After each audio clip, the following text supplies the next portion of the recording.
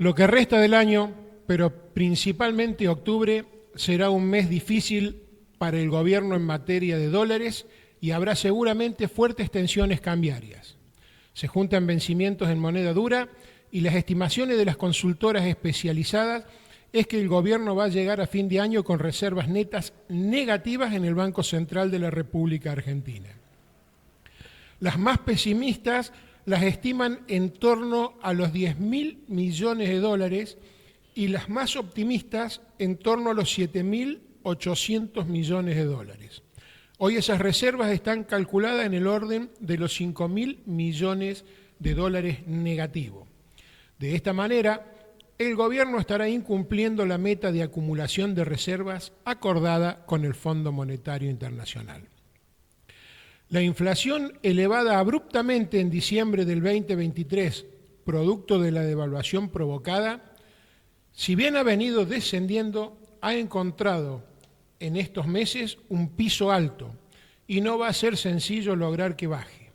Hoy se encuentra en torno al 4% mensual, pero la constante suba de tarifas y servicios impulsa al alza ese índice y también eleva los costos de producción que con un dólar casi planchado nos deja cada día menor competitividad en materia de comercio exterior. Una corrección cambiaria que a todas vistas será inevitable más temprano que tarde, impulsará nuevamente ese índice al alza y aumentará la incertidumbre política y económica de nuestro país. El panorama parece sombrío, dado que el gobierno de Milei le queda por pagar en moneda dura 4.600 millones de dólares antes que finalice el año 2024.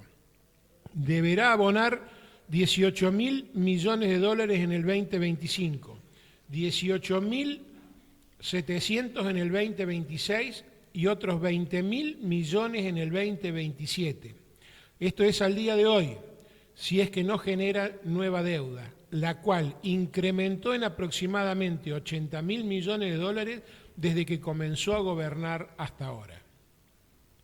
A 9 meses del gobierno de Milei, nos encontramos con los mismos problemas macros que teníamos al finalizar el gobierno anterior.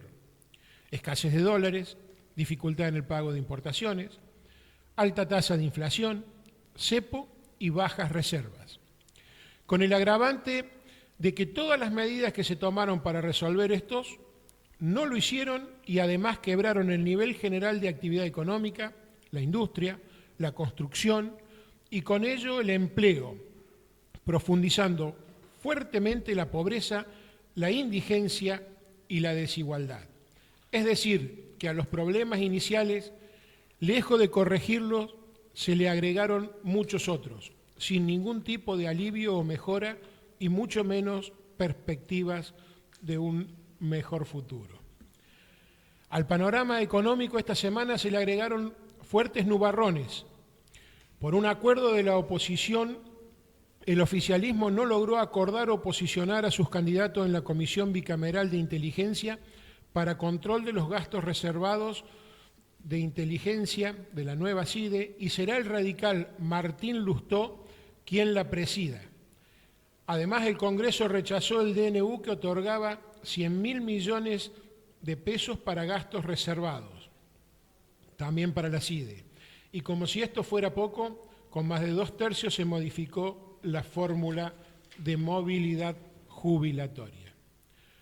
Pareciera que el gobierno ya no cuenta con un cheque en blanco de parte del jefe del PRO, Mauricio Macri, y que la pérdida de esa sintonía fina le generará costos importantes al gobierno. Macri le ha mostrado su capacidad de daño y ahora, evidentemente con alguna negociación de por medio, apoya el veto de Milei a la ley que en el Congreso apoyó o jugó tras bambalinas a favor de que se apruebe. Es casi inexplicable e increíble.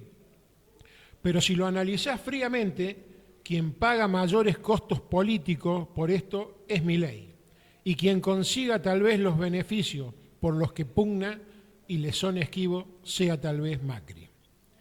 Los objetivos de Mauricio son negocios en la hidrovía, que el hijo no vaya a la Corte Suprema porque le puede generar problemas en la causa de Correo, y algunos otros negocios más.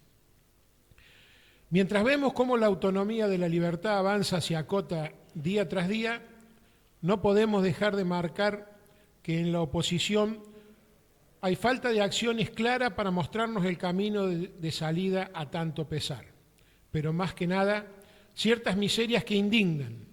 Por caso, y para referirnos a nuestra Córdoba, la senadora Alejandra Vigo estuvo ausente en la votación de este jueves, donde se aprobó la movilidad jubilatoria.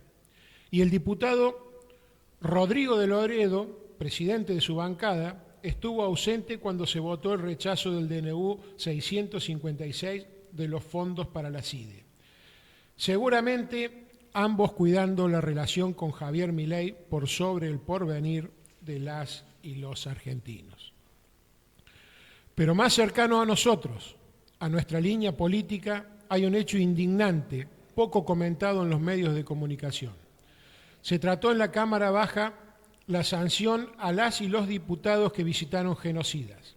Hecho aberrante si los hay y caro a nuestros sentimientos y luchas desde hace años.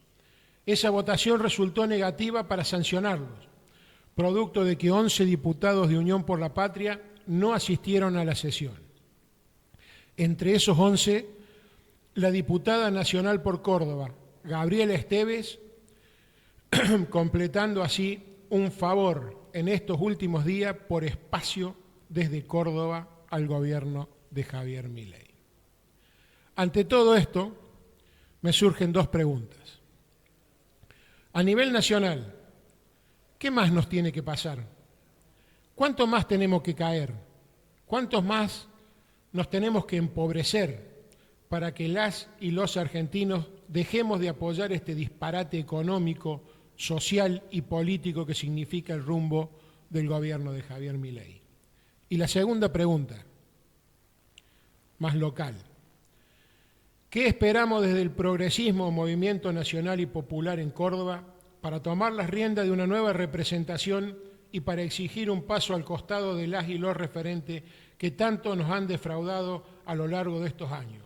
No es casualidad que nos encontremos en un techo del 2% de los votos en la provincia.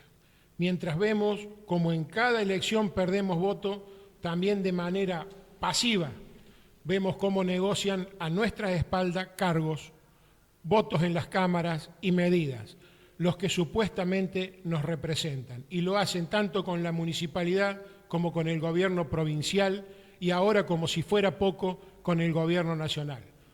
Tal vez a través del provincial, pero eso ya no importa. Su trabajo en beneficio de poco nos condena a la extensión del espacio. Así comienza esto que hemos decidido llamar Tiembla la Casta.